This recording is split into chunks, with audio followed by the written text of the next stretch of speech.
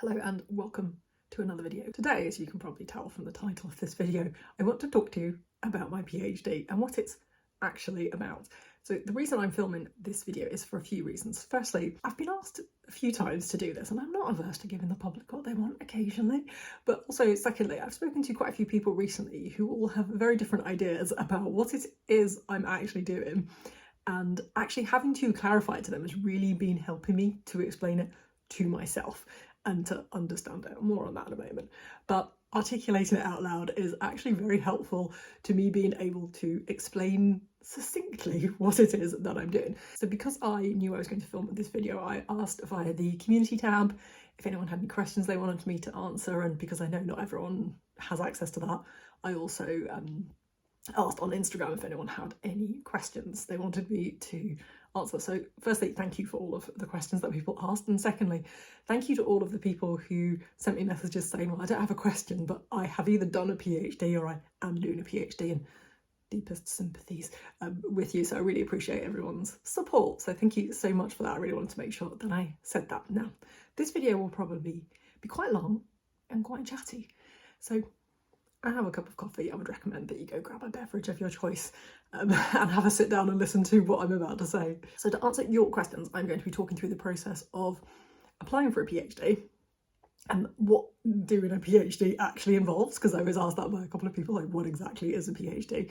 I'm also going to be talking about exactly what it is I specifically am doing. So hopefully I will be able to put timestamps below so that you can skip around if you want to.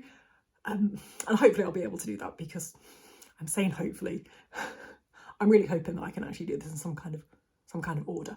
I've got some notes over here which I'm going to be referring to, but there are 7 pages of notes, so let's hope I can do this in some kind of coherent way. I really want to start though by just explaining something I just said, which is how talking about my research really helps me explain and understand what it is I'm doing. And that might seem like a really odd thing to say, because surely if anyone knows what the hell I'm doing, it should be me, right? You would think. The thing is about a PhD is it's not quite as clear cut as that, especially I think when you're in the arts and humanities.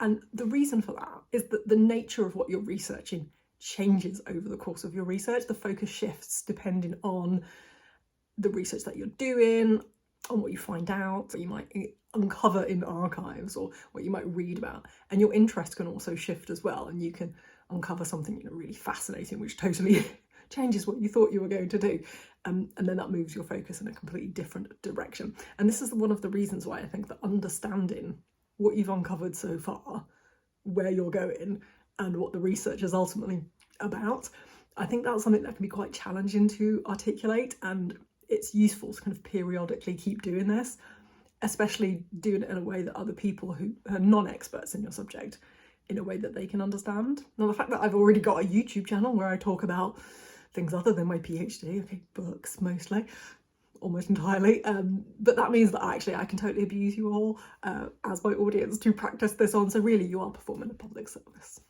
Thank you very much. So I'm going to start by actually just talking about what a PhD is, which is an answer to several questions that I had. So I want to start with a disclaimer, which is that a PhD is very, very different depending on the type of subject that you're doing. It's very different beast if you're studying in the arts and humanities than it is in the sciences and social sciences, especially when it comes to funding and the direction of your topic and who you work with. They're very, very different things.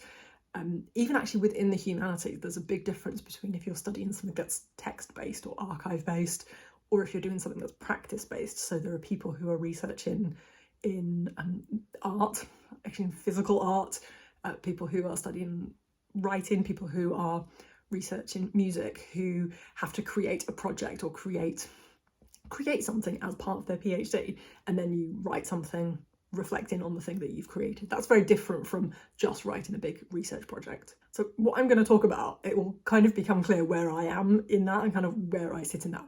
It isn't typical of every PhD, because there isn't a typical PhD route, so this is just kind of my way. So now that that disclaimer is out of the way. So for me, a PhD is a lengthy research project. It has to be both completely original and make a significant contribution to knowledge. Those are the two things that it has to do. And what it means that is, in the process of applying and throughout, I have to prove that what I'm doing hasn't been done by anybody else, and I have to justify why anyone should give a shit about what I'm doing. I have to prove in what way it's going to contribute to the things that we already know about the topic that I'm doing. So my final PhD has to be in the regions, my final thesis rather, has to be in the region of 80 to 90,000 words, which might seem like a lot, but I don't think that's a lot. I, for some reason in my head, had that it was about 120,000, which seems manageable, but absolute maximum, 90,000 words. Oh God.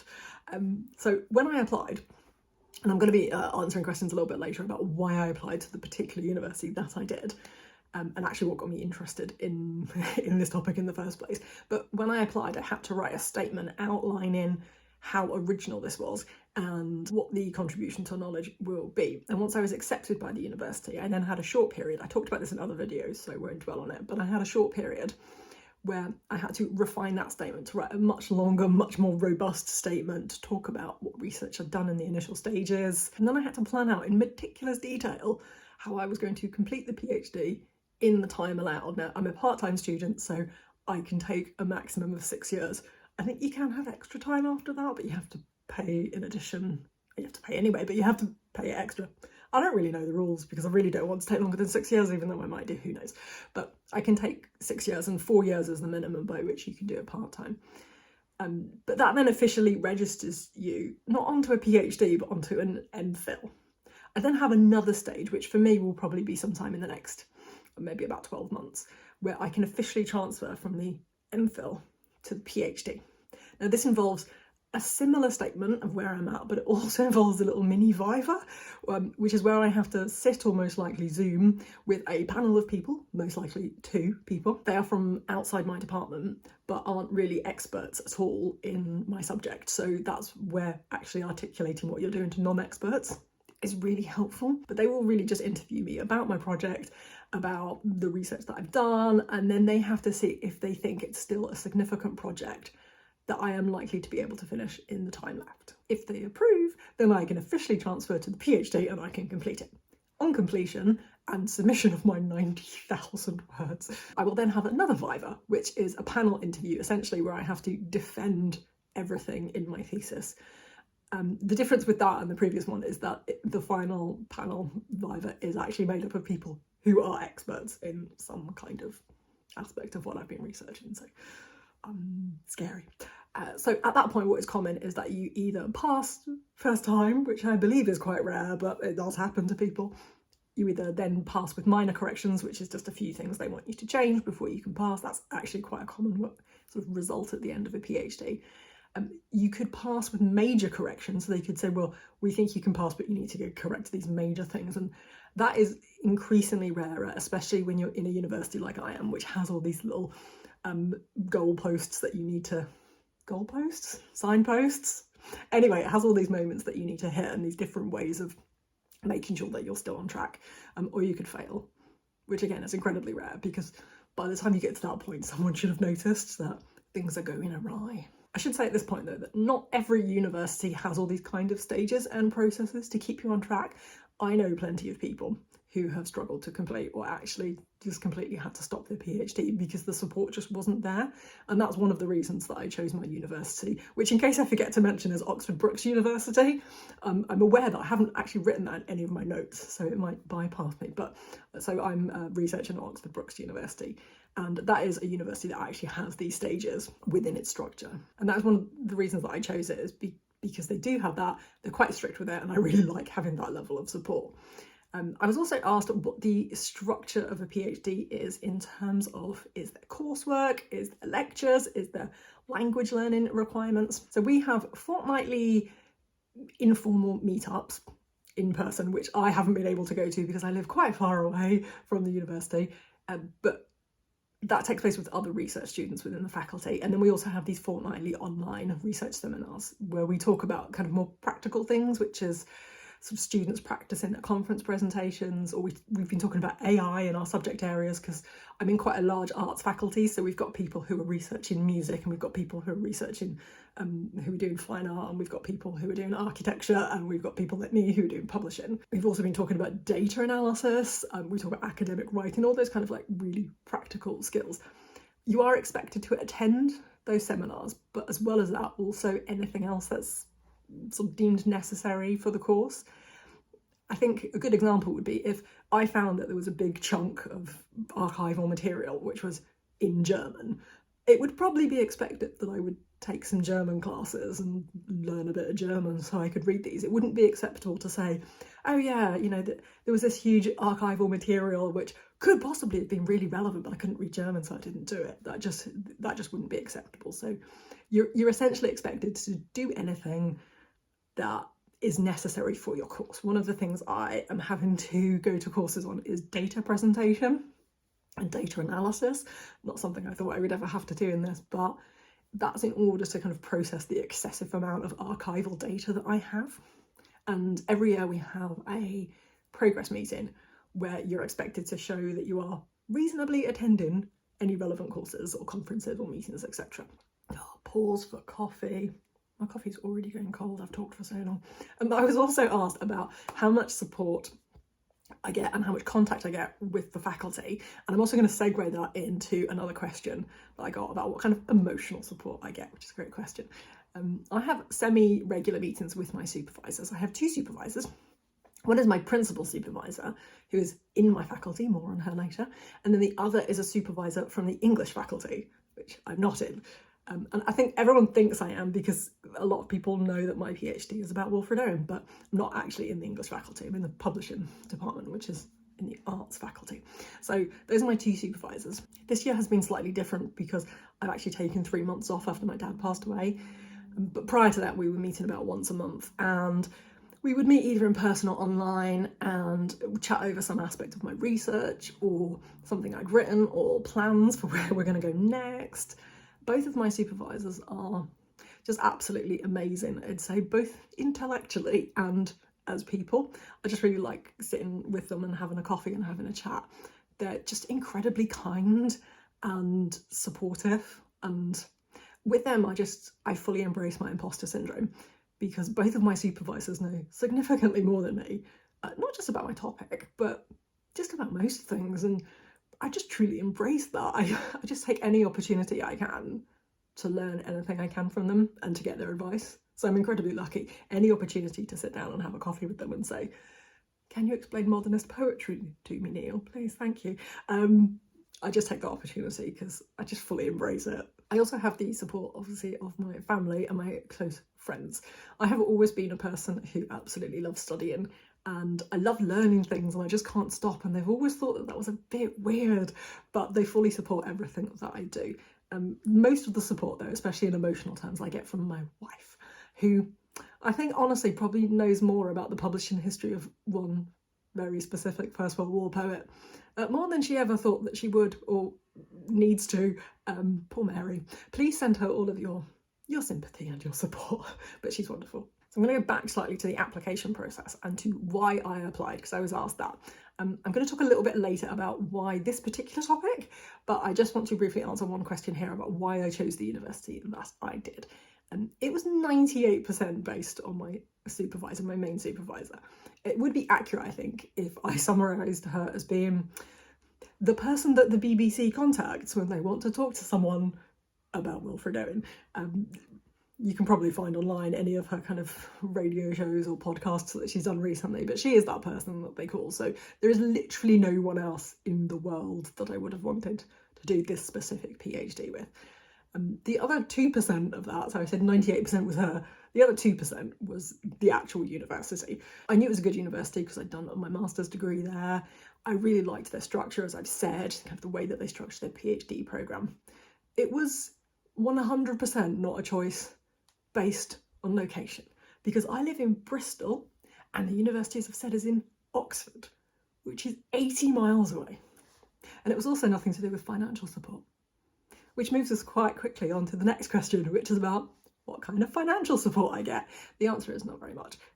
I take government student loans in order to pay my tuition fees. Once I've paid my tuition fees, left over from that is about £200 a month, which is not enough to pay for food. Maybe just, but at the moment everything is very expensive, so maybe not. To supplement that, I currently have 4 jobs. So I do some admin work for the university that I do remotely. I'm about to start some teaching of the undergraduates in my department, which I'm doing for a semester. I don't know how much longer it's going to continue after that. I also work as an exam invigilator in the school that I used to work in, and I have recently got a job as a casual library assistant for the local libraries in my area. What that kind of means is that if anyone's off sick or if anyone's on holiday, they will ask for people to work. It also means the eagle-eyed amongst you will notice that my channel name is back to no longer being a lie, because I'm going to be working in a library again. I'm very excited. I'll probably talk about that in another video. But all of this work is really flexible. That kind of works for me because it means that I don't need to take holiday in order to go to a meeting or a conference. I can do things at the last minute. I can change my plans. I don't have kind of fixed working days. But it does also mean that I don't have a fixed income. I don't know how much I'm going to be earning every month. It's quite stressful. I also don't get sick pay. There are loads of benefits you don't get as a effectively 0 hours worker. Some of them they will tell me, like, so at the university they tell you a term in advance what they're going to pay you, so that's not really 0 hours, but the rest of them kind of are. They do contribute to pension payments though, so I guess that's something, but it just kind of works for me at the moment. I don't really know how long I can do this kind of like unstable income, but I'm trying to be very frugal, not spend unnecessarily, and you know, if I'm honest, I am working my arse off and completing my PhD as quickly but as thoroughly as I possibly can, because pretty soon I'm going to have to stop this and just actually get a proper job again. But we'll cross that bridge when we come to it. I'm not really worrying about it at the moment. Well, I'm trying not to anyway. Okay, so I'm reaching for the coffee again because I think it's about time that we talked about what it is I'm actually doing a PhD on. So the working title of my PhD is A Poet's Poet, A Publishing History of Wilfred Owen. It's a nice snappy title. We'll probably change it at some point. But let me break that down a little bit. So Wilfred Owen was a soldier in the First World War. He died in France a week before the end of the war at the age of 25. Now, despite writing poetry for most of his life, at the time of his death, he had only published 5 poems in magazines.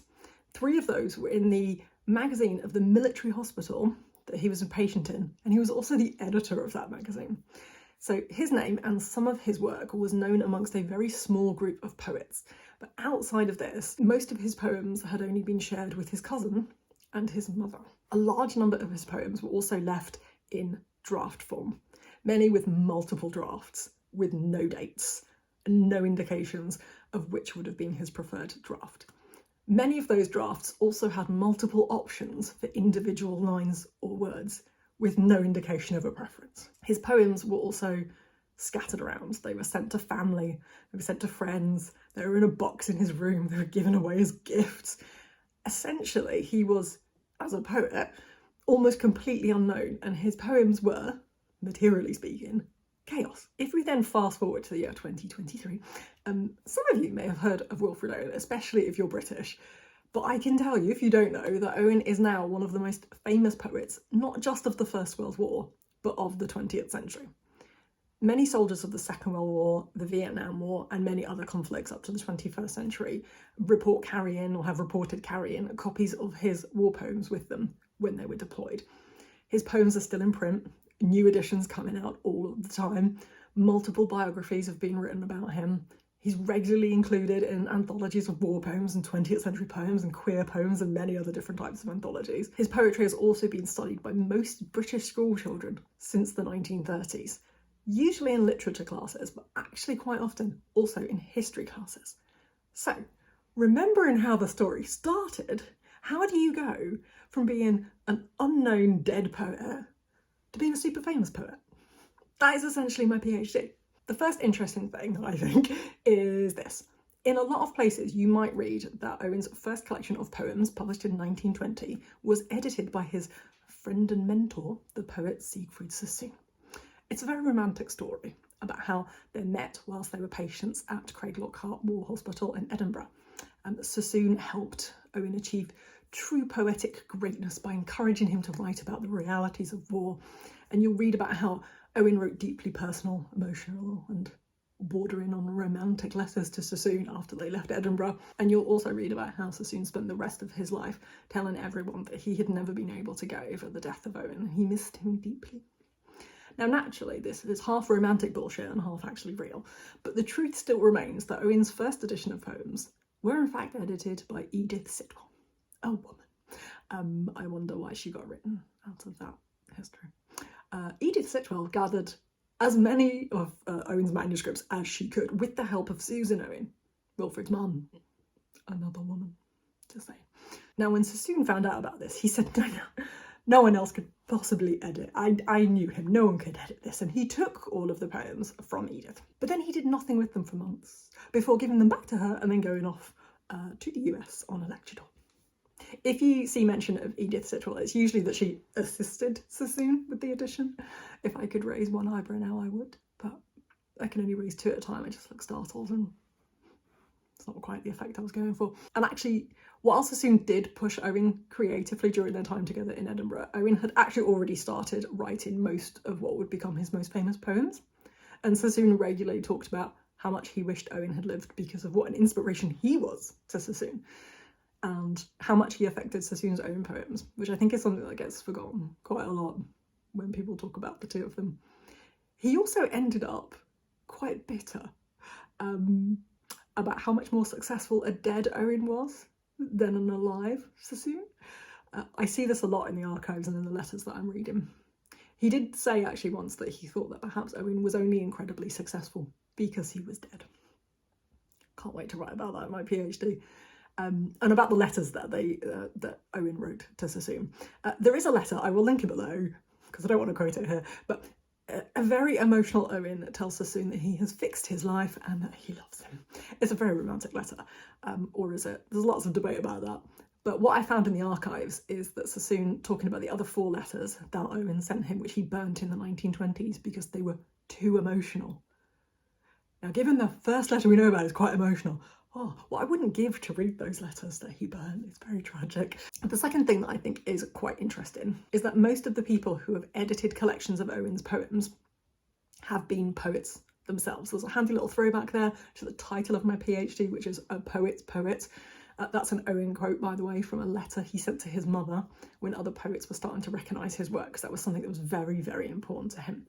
But there's been quite a few major editions of his poems that have been collected together and edited, and they have all been by poets. So Edith Sitwell, with some assistance from Siegfried Sassoon, both poets. Edmund Blunden edited the 2nd edition, Cecil Day-Lewis edited the 3rd edition, and John Stallworthy edited the 4th edition, and they have all been poets. And in the archives, there's some really interesting documents which show that they often made very different decisions to each other on what poems to include, in what order, and often which draft they thought was best. Sometimes actually which word they thought worked better. And sometimes they changed words of Owen's poems to a word that they thought was poetically better, and was one that he might have eventually realised was a better word had he not been killed in October 1918. So if you read a book of Wilfrid Owen's poems, they aren't always exactly what he wrote himself, which I think is very interesting. Sometimes these editors wrote some snarky comments about previous editors in letters to each other. This is all excellent juicy gossip, nicely preserved in the archives for me to read about a century or so later. The third thing that I think is really interesting is that Wilfrid's brother Harold, and this is when I have to move to first names instead of last names because there's so many Owens, but Harold was fiercely protective of his brother's memory, and he actively blocked for many decades anyone else trying to write a biography of his brother, or even using some of his letters and his unpublished manuscripts. Now, I could go into the potential reasons why that might have been, but that is literally my PhD, so you're just going to have to read it once it gets finished.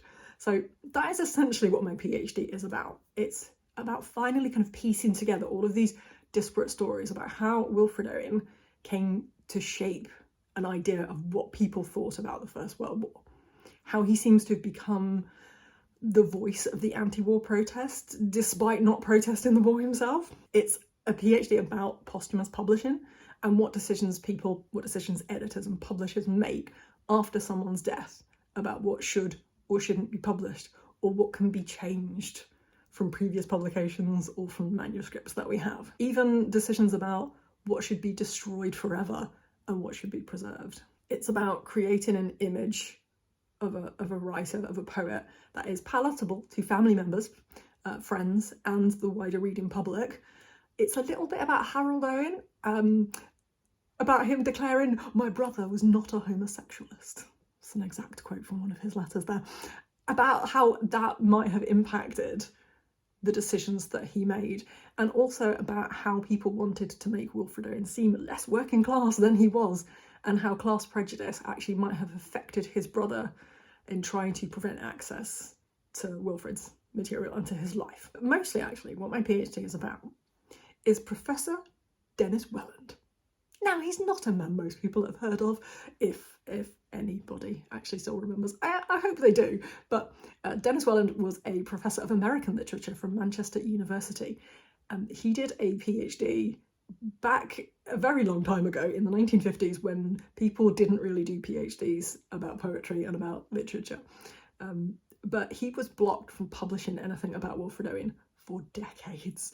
And now there is a half-written, unpublished manuscript about his struggles to get anything published and to get any access to the Wilfred Owen manuscripts or letters.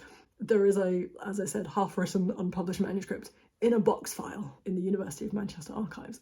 And I think I'm possibly the only other person, other than Professor Welland, to have read it in a while. So I'm basically doing this for Professor Welland. And for Edith Sitwell, obviously. So that is why, in that explanation, I hope it makes sense, that I'm not doing an English PhD. My PhD is in publishing. So why am I doing this? A few people ask me that. And the answer to why I'm doing a PhD, which is a very difficult, mentally challenging, sometimes traumatizing thing to do, I have no idea. I can't possibly answer that question. But why specifically this topic, I can probably answer that a little bit. To answer this, we have to go way back to 2013. I started working in a really lovely library, the English Faculty Library at the University of Oxford, one of my favourite places I have ever worked. At that time, it housed the Wilfred Owen collection. It's no longer there, it's now in the Central University Manuscript Library, the Western Library. But this was a collection of some of his manuscript poems, as well as documents that his family had collected, letters, photographs, lots of newspaper cuttings, and also his books that were in his bedroom in his family home, kept in the exact same order they were when he died. And we used to have them on the shelves behind these like cages. He had this little tiny mini A Christmas Carol, which was about this big, which I loved taking out to put on Christmas displays in display cases that we locked, obviously. It's very, very precious material. But we also had a toy boat that his dad built for him, and his binoculars that were in his pocket when he died. We had lots of things like that. So having to deal with inquiries from people about this collection was one of the things that actually got me quite interested. There were lots of people claiming that there were things in the archive that would prove various spurious claims that they desperately were trying to get access to. Claims that Wilfred Owen was a paedophile, that Wilfred Owen was a homosexual, which is somehow worse whilst also being the same thing to some people, that he had been accused of cowardice after trying to run away from the front line, lots of things like that. What I found really interesting was the way that people would try and get access to material that they thought was there that wasn't, and that the way people were trying to prevent access to anyone who didn't have a kind of legitimate academic interest in the material. As an aside, I will say that since starting this research, I have now been through the entire contents of this archive, and I can assure you that all of the aforementioned claims are untrue, unsurprisingly. The archive is almost entirely made up of thousands of newspaper cuttings from the 1920s to the 1970s that in some way mention Owen. Now, tragically, I think this is tragic, there is no diary where he writes in big bold letters, "I am 100% definitely a homosexual." Wouldn't that be great? It doesn't exist. It's not there. One fascinating thing about researching Owen, and more widely the First World War, is how many people are just lining up to tell you that you're doing something wrong, that you're not researching properly, or you're ignoring evidence, or you're being biased. And it's really interesting because people have an idea of who Wilfred Owen was. They're either in agreement with the one that has been very carefully crafted by his family, his friends, editors and publishers, or they have an idea that assumes that all of that is a lie and wants to paint an entirely different picture. Now, my view and what I actually do is I kind of take a step back to just watch all the squabbling. I grab some popcorn and just enjoy the show. And then I write a PhD about those arguments. That's essentially what I'm doing. One final question I want to answer before I finish is that I was asked to talk about the ups and downs that I've experienced during my PhD. So I have spoken on videos before about the life changes that have happened during my studies, being evicted by my landlord, my dad dying, giving up my career and a stable income. These things all make it very, very challenging to concentrate on research, but I think it's inevitable when you're doing something like this, a long research project, that things will happen that are really difficult and you will have to deal with them. And I just really rely on the support of the university and my supervisors to really help me get through difficulties like that, like giving me extra time or just emotional support. And actually talking to other PhD students, talking to friends, talking to my wife, and actually try not to constantly talk about my research, which is quite difficult, but I think it's really, really important. Another kind of up and down is doing archival research. There is a little bit of you that kind of hopes that when you go into an archive, that what you'll find is some magic potion, just like the aforementioned diary. You just kind of hope you have something which just is like, aha, this is your entire PhD right here. And it just doesn't work like that. There are moments when I'm in an archive, I'm in a library, and I'm looking through some documents and I'm like, yes, this is really important. Like I have this spreadsheet where I have all of the archival material listed in meticulous detail. And sometimes I highlight it with a special colour and just write in all caps, this is important, because I don't want to forget that it's important. But in order to get that, you have to wade through a lot of shit. Just so much rubbish. And it's kind of inevitable, and it is an up and down, because you get those really great happy moments where you think, yes, everything is being solved, this is wonderful. And then you get those lows where you spend days and days and days in an archive and you just don't find anything, and you think, why am I doing this? Do I even have enough material? Is this even, yeah, so it can be quite stressful, but you just got to keep going. But whilst you're doing that archival research, one really difficult thing, I think, is trying to prevent yourself from going off on tangents and down little rabbit holes. So to try and overcome this, I actually have a list, it's on my notice board over there, of any projects or ideas that I've thought of whilst I've been doing other research, kind of side projects, things that I might do in the future. One of the biggest ones of those is Robbie Ross. Some of you may have heard of Robbie Ross. He is quite often referred to as Oscar Wilde's first lover. He was the executor of Oscar Wilde's estate. He was the one who, when Oscar Wilde was in prison and he wrote the very long letter De Profundis, which he wrote to Bosie, but he gave to Robbie Ross. And Robbie Ross had it published as well. And Robbie was there when Oscar came out of prison. But he's mentioned quite a lot. The most well-known thing, I think, in terms of what I'm doing, is that when Wilfred Owen left Craig Lockhart War Hospital, Siegfried Sassoon gave him a letter that contained £10, or an envelope that contained £10, and Robbie Ross's address. And then Wilfred went to London and introduced himself to Robbie Ross. But if you are researching any kind of literary figure, especially in the UK, and especially in London, from the sort of late 19th, early 20th century, Robbie Ross is mentioned so much. And I think there's one really old biography of him, but if someone would like to pay me to write a biography of Robbie Ross, he's just so interesting. But obviously I'm doing a PhD about Wilfred Owen, not Robbie Ross. So I've just kind of noted that down as like, every time I see him in an archive, I make a little side note as well, if there is also Robbie Ross material in this particular library. So it's actually quite difficult not to get distracted by other really interesting things, and it's really difficult to know exactly what is relevant, because sometimes your research shifts slightly and you suddenly realise that something or someone is relevant to what you're doing. So keeping extensive notes, I would say that's a downside to a PhD, because there are so many notes everywhere, in notebooks, on pieces of paper, on computer files, on Google Drive, just everything. Trying to make sure that you keep notes, and sensible notes, when you start, is just so invaluable. I can't even explain. That would be like my tip. I'm suddenly segueing into tips here rather than just talking about the ups and downs, but that's definitely an up and down that I've learned, is that when you suddenly realise that something you read a long time ago which you didn't think was relevant is somewhere in the back of your mind, and you think, oh wait, that is relevant. Having noted it down to begin with, very helpful. So a downside would be realising that you didn't keep that note. That may have happened to me just the once. So I did mention imposter syndrome briefly earlier on. This isn't a huge problem for me. I do have imposter syndrome. I'm not saying that. I definitely have it. But as I said, I do fully embrace how little I know, and I see it as an asset. And I know that sounds really corny and really naff, but it's true. I just think you have to embrace that you know nothing and be determined to find the answer out. So obviously the financial side of life is a little challenging when you're doing a PhD, but you know, finance is challenging for a lot of people, especially at the moment. I've always accepted that this was a self-inflicted conscious choice, and I do know that if I get into difficulty, I can always pause what I'm doing. I can always pause my studies for a while, pick up again at some other point. I can come back to it later.